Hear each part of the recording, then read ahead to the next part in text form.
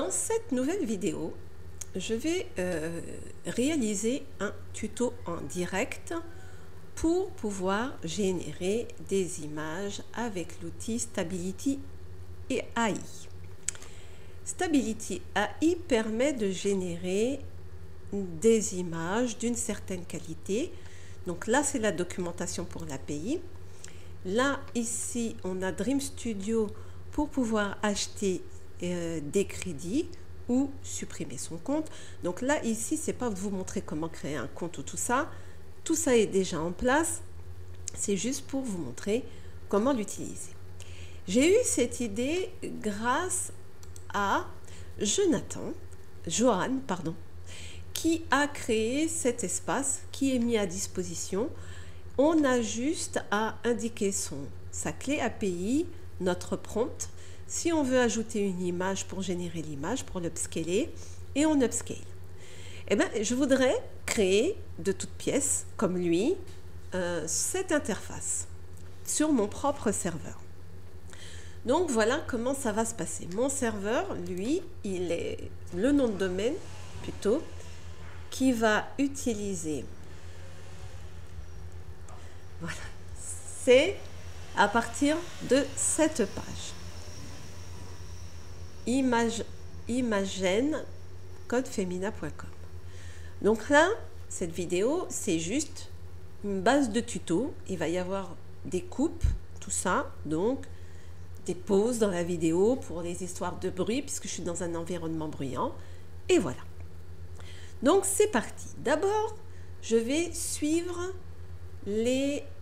D'abord, je vais plutôt, comme ce que vous voyez ici, je ne vais pas le mettre toujours devant moi, mais je vais m'en inspirer pour créer un formulaire. Donc là, c'est un simple formulaire avec deux champs de saisie et un champ pour ajouter un fichier et un champ pour valider. Donc ici, là, je vais souvent tourner la tête dans ce sens-là pour regarder mon écran. C'est uniquement parce que mon écran de contrôle se trouve à ma droite. Donc quand je vais tourner ma tête, je ne vous regarderai pas forcément et puis même au bout d'un moment, je retirerai même la vidéo. Alors c'est parti. D'abord, on crée un formulaire. Alors vous savez que je suis un peu feignante, voire beaucoup, de demander à mon intelligence artificielle de créer une page HTML de base. Donc pour le faire, je vais vous montrer les options, comme ça sera plus simple. Je vais sur ChatGPT. Alors bien entendu, ça c'est du codage de base, d'accord? Quand c'est plus poussé, je n'utilise pas ChatGPT, encore moins la version gratuite. Donc je lui demande, tu es un codeur expert intégration interface UX. Je voudrais une page HTML pour la création d'un formulaire simple. Ce formulaire contient deux champs de saisie simple,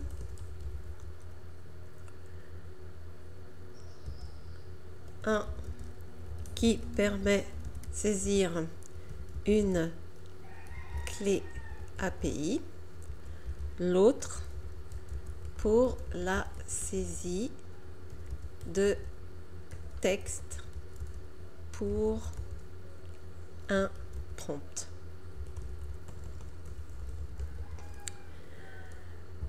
Il y a aussi un champ pour télécharger un fichier de type image. Les formats autorisés sont JPEG, JPG, PNG, PNG. Il faut ensuite ajouter un bouton de validation du formulaire.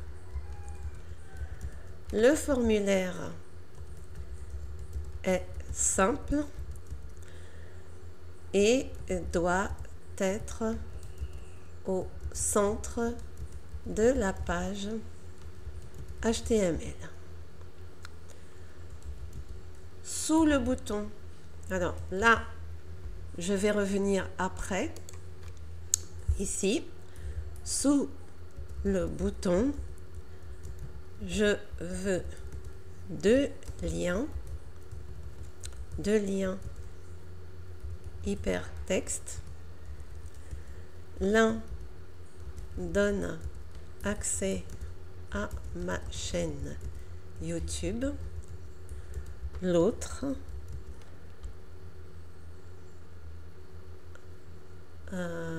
pour me contacter. Voilà.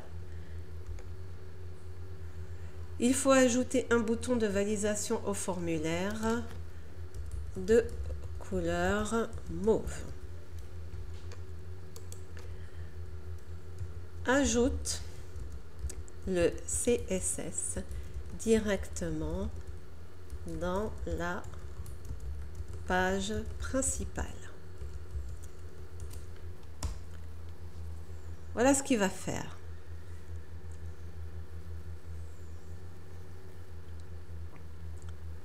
Donc là, j'utilise ChatGPT, la version gratuite 3.5.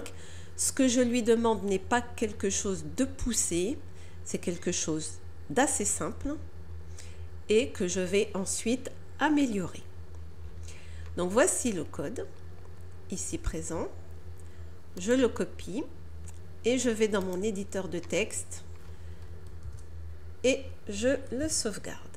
Alors, bien entendu, le paramétrage de mon nom de domaine, tout ça dans mon interface sont proposés dans une autre vidéo. Je rafraîchis ma page et voici à quoi cela ressemble. D'accord? Donc vous voyez, c'est pas comme dans les vidéos que vous voyez, d'accord? Il faut quand même indiquer à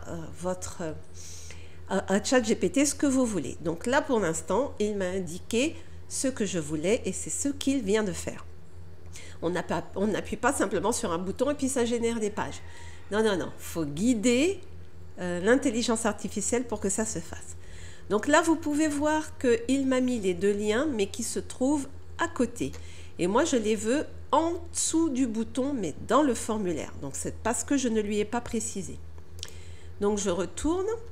Et donc, vous voyez ici que tout ce bloc-là, je le déplace et je le positionne en dessous de mon formulaire. D'accord? Ici, je suis dans mon formulaire. Hop. Et bien entendu, je mets les annotations. Donc, comme je suis sur un serveur distant, je rafraîchis régulièrement et voilà. D'accord? C'est pas en automatique, je suis sur mon serveur distant. Je travaille sur une extension d'écran, donc il y a certaines choses que vous verrez qui appartiennent de la page qui se trouve à côté. Donc maintenant, je trouve que les deux liens par rapport au bouton sont trop près. Donc ce que je vais faire, c'est que je vais maintenant retourner ici. Et par rapport à cette division, je vais mettre une classe qui s'appelle info perso. Et dans la partie CSS, je fais div.info perso, je mets une paire d'accolades et je fais un margin top, c'est-à-dire au-dessus du bouton, et je vais mettre 20 pixels. Et je vais faire un margin bottom et je vais mettre 35 pixels. Je pourrais utiliser la syntaxe rapide, mais pour l'instant, ce n'est pas ce que je souhaite faire. Je rafraîchis Et vous voyez, j'ai l'espace ici et ici. Bien, là maintenant, ce qu'il me faut, il me manque l'emplacement pour mon logo. Mais c'est simplement parce que je ne l'ai pas indiqué à ChatGPT. Donc maintenant, je vais rajouter cet espace dans le formulaire. Puisqu'il fait partie du formulaire, il n'est pas obligé d'être dans le formulaire, mais ça va être comme la partie div info perso. Je vais le rajouter dans le formulaire, mais il n'aura aucune incidence sur le formulaire en question. Hop. Aucune, absolument aucune. Là, c'est info pro. Je vais retirer ce qu'il y a ici à l'intérieur. Je vais indiquer pour la partie info pro, d'accord, qu'il y a une margin top de 20 et un margin bottom de 35. Je laisse les mêmes. Je peux très bien les mettre à côté, mais c'est pas pour rien que je les laisse à part. Et à l'intérieur, je vais positionner une balise IMG. Ici, je vais indiquer en alt, texte alternatif, logo de code féminin. Alors, ce qui se passe maintenant, c'est que là, à cet instant précis, je n'ai pas encore de logo. Je vais ajouter dans mon dossier de travail un répertoire qui va s'appeler IMG. À l'intérieur, pour des questions de sécurité, je sécurise mon répertoire en ajoutant une page index.html qui sera une page d'information qui racontera un certain nombre d'informations pour en savoir plus. C'est juste de l'information. Et je peux dire merci de me contacter. Ça n'a pas d'importance ici. Donc je mets un H1, plus d'informations, point d'interrogation, et je mets un paragraphe P. Merci de me contacter. Et j'ajoute rien d'autre. C'est une page qui n'a pas de formatage. L'objectif ici, c'est de sécuriser mon répertoire. Donc maintenant que ça, c'est fait, il faut que j'ajoute dans mon dossier mon logo. J'oublie pas de sauvegarder. Et donc pour ajouter cette information ici, je vais aller le récupérer directement. Mais avant, je vais faire comme si j'avais mon logo déjà tout de suite. J'ajoute le chemin en partant de la source. Je vais dans le dossier IMG et ici je vais rajouter quelque chose par la suite. D'accord? Mais je ne mets rien pour l'instant pour que le chemin soit parfait. Je vais aller récupérer mon logo. Je fais une petite pause pour la simplicité de lecture. Donc nous sommes là. Ici voici ma bannière et mon logo qui se trouve là. Voici mon logo et ma bannière code féminin. Alors, ce que je vais faire, c'est que je vais directement choisir de mettre ma bannière. Donc, source du dossier racine. Je ne suis pas obligée. Hein. IMG. Et là, vous voyez, là, je suis à un autre endroit qui va chercher ma bannière. D'accord? Donc ici, je ne vais pas mettre logo, je vais changer bannière, code féminin. Toujours indiquer un texte alternatif. Donc voilà. Et pour que le dossier soit synchronisé, je fais synchroniser le local vers le remote pour le répertoire. Comme ça, directement sur mon serveur distant, ça sera envoyé. Ensuite, je rafraîchis pour voir à quoi ça ressemble. Et voilà. Donc là, mon image est plus grande que mon formulaire. Et c'est normal. Donc là, maintenant, je vais la réduire. Alors pour la réduire, malheureusement, je suis obligée de changer sa taille. Et ça, pour le moment, c'est une taille fixe. Et il faut la rendre de manière responsive. Alors, ça, pour ce faire, je vais d'abord sur mon code et je dis que mon bloc, ici présent, tout cela, il a une marge plus importante en bas. Donc je vais déjà dire que je vais lui mettre 50 pixels.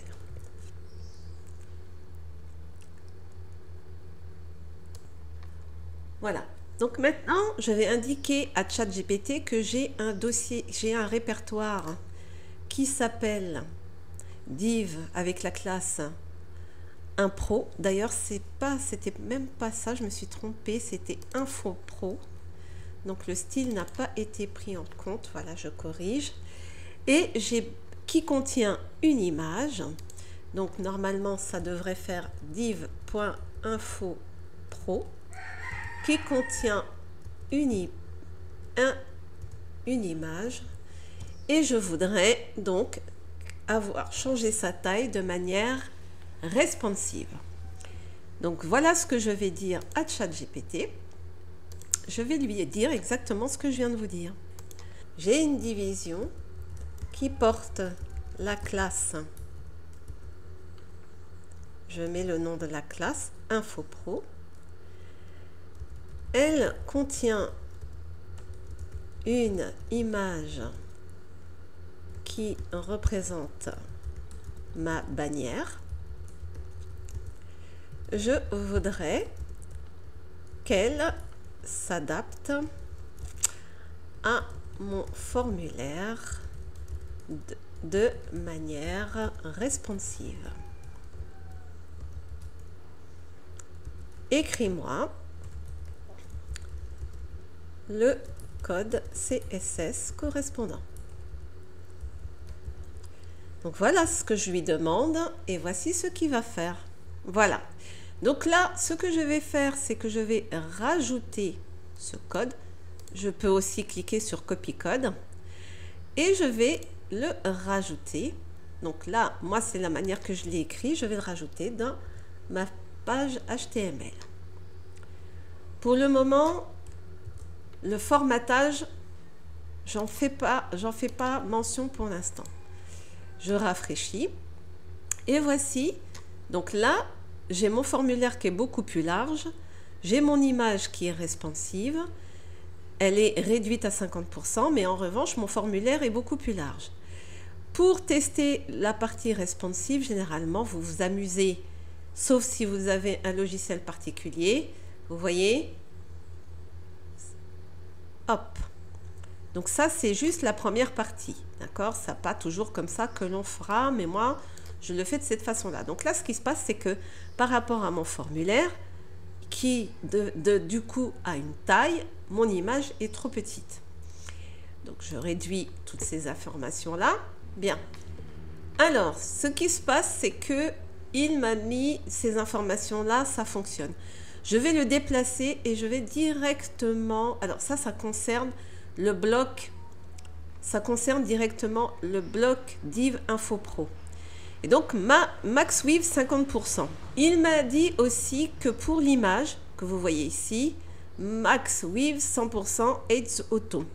Donc je vais prendre ce code, je vais le déplacer dans ma division comme je voulais pour que ça respecte mon architecture de code. C'est mon choix, mais vous n'êtes pas obligé. Tout ce qui concerne le reste, vous pouvez ne pas faire pareil. C'est ça, c'est à votre convenance. Moi, je le fais, c'est pour moi. Et ensuite, tout ce qui ne m'intéresse pas, je le supprime. Comme maintenant. Voilà. Ensuite, il m'a dit forme. Mon formulaire n'a pas de nom ni de classe. Donc, ça peut rester de cette façon-là. En revanche, j'ai un souci. C'est qu'il m'a mis max width 50%. Donc, en fait, ce que je vais faire, c'est que là, je vais retirer cette information-là parce que pour l'instant, moi, je n'avais pas donné de taille à mon formulaire. Et c'est vrai que me retrouver dans cet état-là, ça ne me plaît pas beaucoup. Malheureusement, voilà ce que ça me fait. D'accord? Donc mon formulaire est en bas à la bonne taille par défaut, mais pas le haut. Donc ce que je vais maintenant changer, c'est l'image. Donc là, ici, j'ai une information concernant le bloc. La bannière ne prendra plus de 50% de la largeur de l'écran. Moi, je vais mettre par défaut qui prend 100% à chaque fois en fonction de la taille. Et 100%, c'est ça. Et comme c'est le conteneur, ça ne bougera pas. Et donc, là, je vous montre pour que vous ayez le visuel de ce que ça peut représenter. Vous voyez, il sera toujours à 100% du conteneur. Voilà.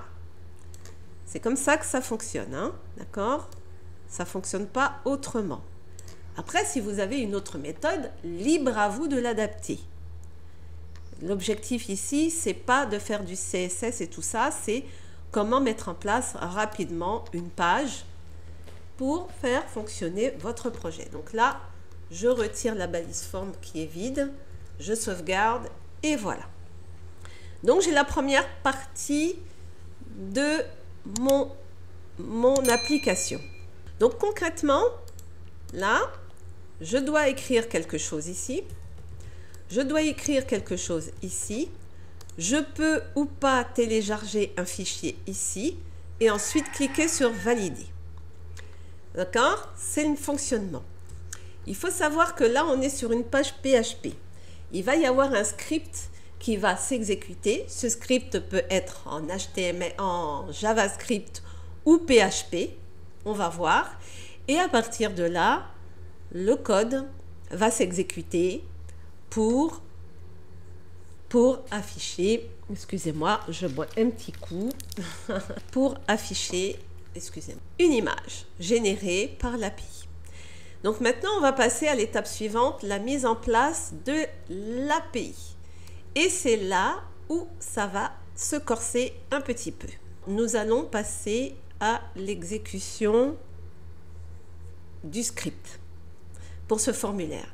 D'abord, qu'est-ce qui va se passer? D'abord, il faut vérifier que ces champs ne sont pas vides. La clé API, c'est obligatoire. Donc, et d'écrire un prompt, c'est obligatoire. Donc maintenant, on poursuit. Donc, avant de passer à ces deux champs, pour savoir qu'est-ce qu'ils vont faire, bien entendu, ces deux champs sont obligatoires. Mais pour l'instant, ce qui est sûr, c'est que je veux que lorsque je télécharge une image, le visuel de cette image apparaisse. Moi, je vais dire que le visuel de cette image apparaît à côté. Voilà. Je ne vais pas le mettre en dessous, mais je vais dire qu'elle apparaît à côté de mon formulaire. D'accord? Donc, je vais demander à ChatGPT de faire ça pour moi. Je vais lui dire: quand je télécharge une image, je voudrais que celle-ci s'affiche à côté de mon formulaire. Propose-moi le script CSS et JavaScript ES6 correspondant. On y va. Donc voilà ce qu'il me dit. Donc d'abord, je le prends de bas en haut pour que vous compreniez. D'abord, je dois ajouter, comme il dit, cet élément. Donc cet élément, c'est la balise qui va me permettre d'afficher l'image. Donc je prends le code. Je vais rectifier parce que je voudrais... Donc là, je peux le prendre comme ça, mais moi, ça ne me convient pas. Je vais lui dire, je veux que la preview soit dans une division à côté du formulaire. Merci de procéder aux corrections. Voilà, moi c'est ce que je veux. Ok, donc fais voir. Voilà ce qu'il me propose. Donc d'un seul coup, il me ramène une classe container qui va contenir mon forme et mon image. Et elles vont être côte à côte. Donc du coup, comme le script change, je vais procéder de la façon suivante. D'abord, je vérifie d'abord les conséquences de ce qu'il m'a donné au début. Alors effectivement, lui, 3.5, n'est pas en capacité de reprendre ce qui a été dit au départ. Donc ce que je vais faire, c'est que je vais lui dire, bon, je peux décider tout de suite là de faire ça. Bon, je vais vous montrer, comme ça sera plus simple. Je prends les modifications qu'il me propose. Donc, voici mon formulaire. Je bascule dans les deux divisions. Je positionne ici mon formulaire qui est à l'intérieur de la forme. Hop. Je le positionne ici. D'accord? J'aimerais bien qu'il formate en même temps. C'est très important l'indentation. Hein. Alors je vais mettre, voilà, comme ça c'est bien. J'y suis arrivée. Et sur le deuxième, ça sera l'image preview. Je sauvegarde et déjà je vous montre à quoi cela ressemble.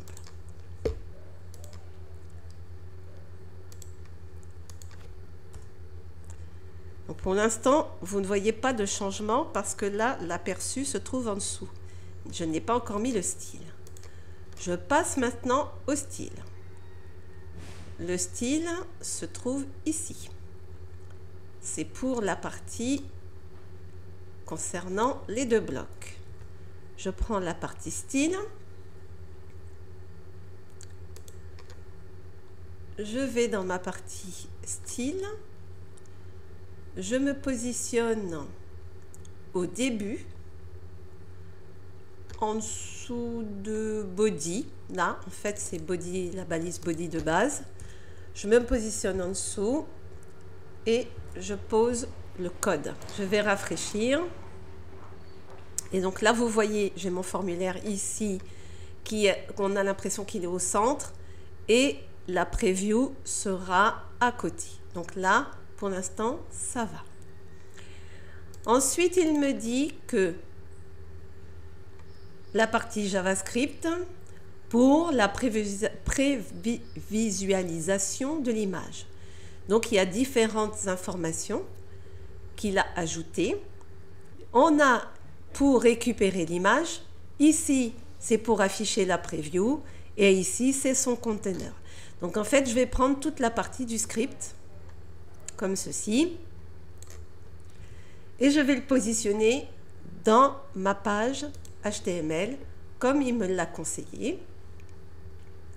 Tout se trouve dans la page principale, sauf le traitement qui sera à part, qui fera appel à l'API qui générera les images. Voici. On vérifie le format des images, que ce soit JPEG, JPEG pareil ou PNG, et on charge un objet de type loader, et si tout va bien, il va nous l'afficher dans le bloc. Donc grosso modo, c'est ça ce qui se passe. Pour l'instant, il ne fait rien d'autre que ça. D'accord? Donc maintenant, ce que l'on va faire, c'est vérifier qu'il y a bien les différents éléments. Donc j'ai image file comme identifiant qui est bien là, qui correspond aussi au nom de mon champ. Les différentes extensions acceptées. Ensuite, image preview, c'est l'image ici, conteneur qui contient l'image de prévisualisation. Super, j'y suis arrivée. Donc la première chose que nous allons faire, eh bien, on va tester tout simplement. L'image ne stockée nulle part pour l'instant. Ça n'a absolument aucune importance pour le moment. Ce que l'on souhaite pour l'instant, c'est télécharger une image que l'on va chercher dans le dossier image. Comme vous voyez, je vais prendre ma tête. Et voilà. L'objectif ici, c'est de montrer le fonctionnement. Donc là, vous voyez, j'ai mis l'image et elle est affichée à côté de mon formulaire. D'accord? C'est ça l'objectif. Si je veux changer l'image, tant que je n'ai pas validé mon formulaire, je peux changer mon image sans problème. Là, ici, je vais prendre le désert du Sahara et paf, l'image s'affiche en fonction de sa taille. Ça réadapte mon visuel. Alors, j'ai quelque chose aussi à vous dire concernant les images. Faites attention au nommage des images. L'idéal, ça serait de renommer l'image sur votre local avant et ensuite de la transmettre. L'idée, ça serait ça. Vous voulez effacer tout, vous pouvez cliquer comme ceci. Ou bien, on peut ajouter un bouton pour dire annuler. Je peux demander ça justement à ChatGPT en lui disant parfait, je veux maintenant un bouton pour réinitialiser le formulaire. Voilà. Donc, je vais lui demander de me rajouter ça. Je ne lui ai pas donné de précision. Donc, on va voir ce qu'il va me proposer. Il me propose un bouton Reset. Et voilà la partie script pour initialiser le formulaire. Donc, je prends le bouton que je mets à côté, en dessous du bouton de validation. Donc ici, mon bouton de validation se trouve là. D'accord, Reset. Ensuite, qu'est-ce qu'il m'a dit? Je regarde au niveau des styles s'il y a quelque chose, et s'il y a quelque chose, je le rajouterai. Pour le moment, je n'ai pas l'impression, mais nous verrons bien s'il y a un problème d'affichage. Ce qui est certain, c'est qu'ensuite, il m'a rajouté un élément au niveau de mon script. Je vous montre avant, dans le JavaScript, on avait bien un écouteur sur Change, mais maintenant, on a un événement complémentaire qui dit que j'ai un bouton Reset. Donc, je prends la partie du bouton Reset que je rajoute en dessous de mon écouteur Change. Je suis là, ici. Je vais en dessous et je mets la partie qui concerne le reset de mon bouton. Il me parle de ceci, donc je pense que j'ai tout. Je vais tester. Je rafraîchis mon visuel. Si je clique sur initialiser, c'est exactement ça. Donc bien sûr, vous voyez que mon bouton n'a pas la même taille, n'a pas de couleur. Je peux par moi-même le faire. Donc si vous voulez, ici, je sais que mon bouton, il a une couleur et qu'il est dans la feuille de style. Si je ne me trompe pas, voici tout ce qui est le bouton Submit. Je vais prendre la même chose. Et là, ça va être de type Reset. Alors, je vous montre à chaque fois, excusez-moi. Type Reset. Donc là, type Reset. La couleur ne sera plus là. Et comme je n'ai pas le code hexadécimal tout de suite, je vais écrire directement en disant green. Il aura les mêmes proportions, le même type de pointeur. Et bien entendu, pour le over, je vais rien mettre en particulier. Voilà. Mais j'aurais pu. Donc je rafraîchis. Et là, vous voyez. Donc là, c'est un aspect plus foncé. Donc là, je pourrais dire la même chose. Allez, hop, pour que ça ne diffère pas de nos effets.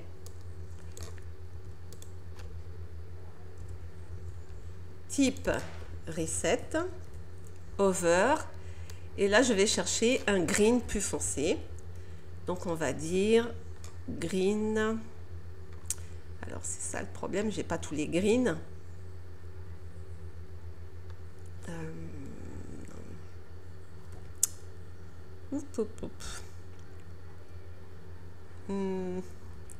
Je vais mettre grès.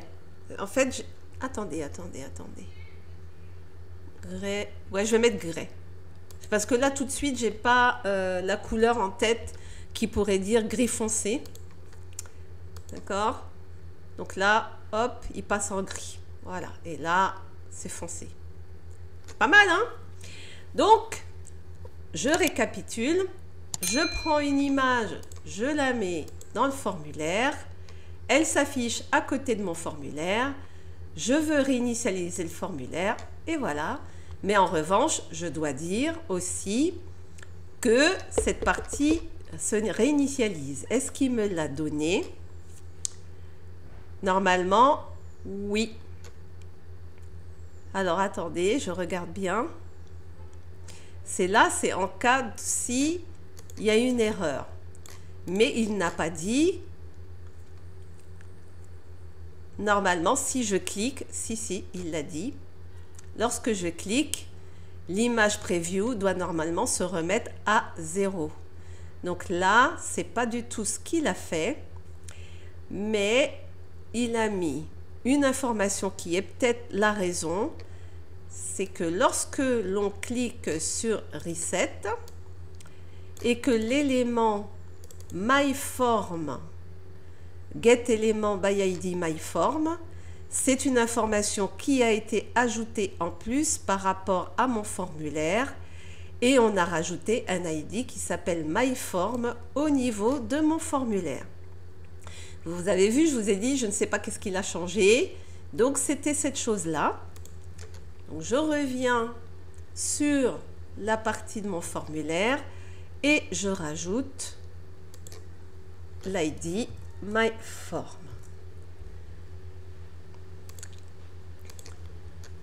Hop, je rafraîchis. Je rajoute une image. Je rajoute le désert. Je réinitialise et voilà. C'est fini. L'idéal, ça serait... Alors, attendez. L'idéal, ça serait qu'il marque aperçu de l'image. Parce que là, il supprime directement. Réinitialiser, ça fait ça. Et je ne sais pas ce que vous en pensez.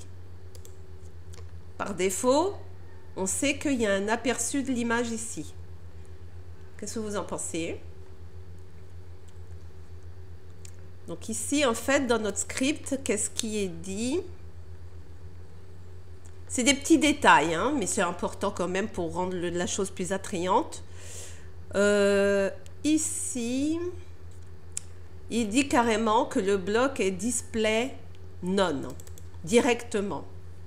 On cache directement la division.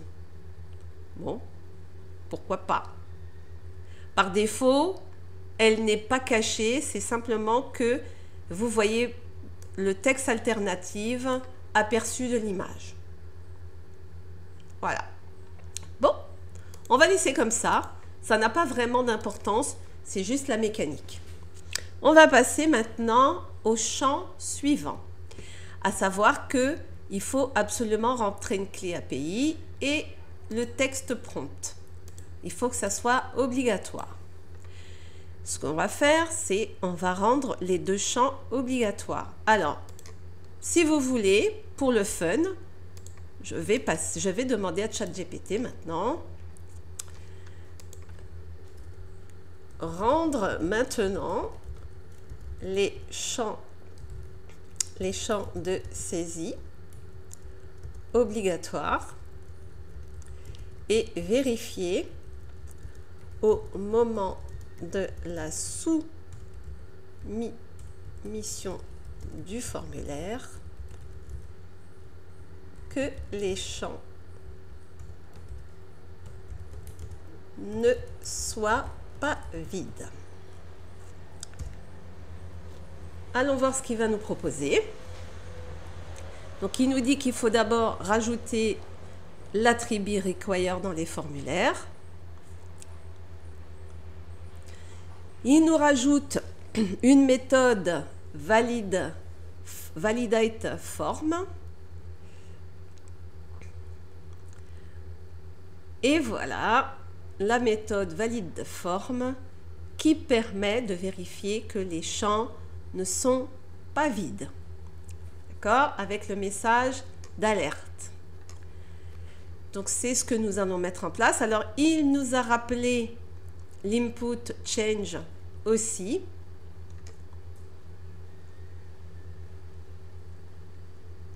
Voilà. Donc on va commencer par ça.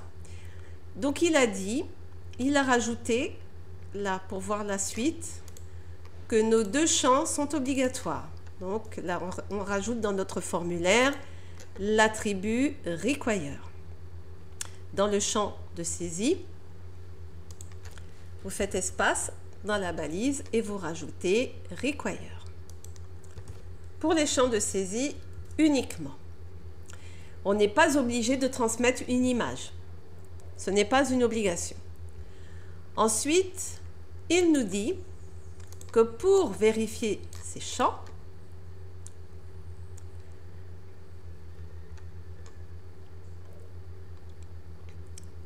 d'accord, je vérifie s'il y a eu du changement au niveau du code, auquel cas on pourra en tenir compte.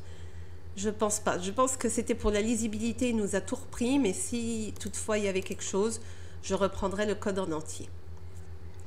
Donc là, validation du formulaire, tac, je prends le commentaire et je rajoute toute la partie validation du formulaire.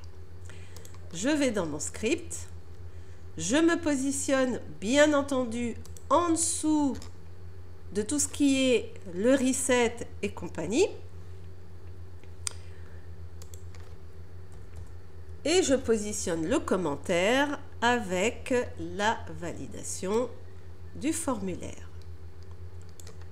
Je sélectionne le code pour mettre un peu d'indotation, c'est de la visibilité, je vous ai dit, moi voilà, je fais comme ça. Voilà. Empêche la soumission du formulaire, autorise la soumission du formulaire si les champs sont remplis. Je laisse les commentaires, c'est volontaire. Voilà, donc voilà ce qui se passe. Si je clique sur valider, automatiquement j'ai quelque chose qui me dit que c'est le require qui répond. Je mets quelque chose dedans et le texte complet là pour le prompt. Et une fois que j'ai mis quelque chose dedans, je pourrai valider le formulaire et il fera son opération. Voilà.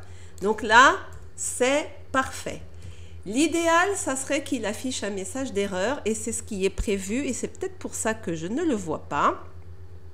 Parce que dans le script, ce que nous a indiqué ChatGPT, c'est qu'il y a une alerte, il me semble, alerte, veuillez vérifier que le key et text input soient différents de vide. Donc là, comme je n'ai pas eu l'alerte, ça veut dire qu'il y a eu quelque chose d'autre qui a été ajouté. Donc, ça veut dire que l'ID key API, name key API. Voyons voir si ces informations-là sont indiquées par défaut au moment où on a construit le formulaire. Donc, normalement, il y a API key, name key. Et il y avait text input, ça s'appelait text input. Et c'est toujours text input, text input.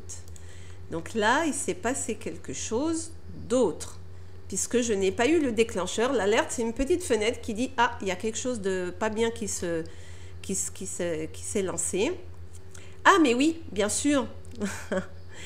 Bien sûr, je vous en ai parlé, je ne le mets pas, mais il faut que j'indique la soumission du formulaire, le déclencheur. Je ne l'ai pas indiqué. Donc voilà, maintenant, je l'ajoute.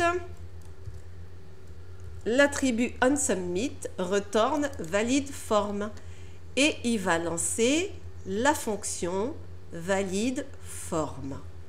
Il faut bien que je fasse attention où est-ce que je me trouve. Il ne faut pas que je me trouve dans l'écouteur et il ne faut pas que je me trouve dans un autre bloc où il y a une fonction. Je charge la page.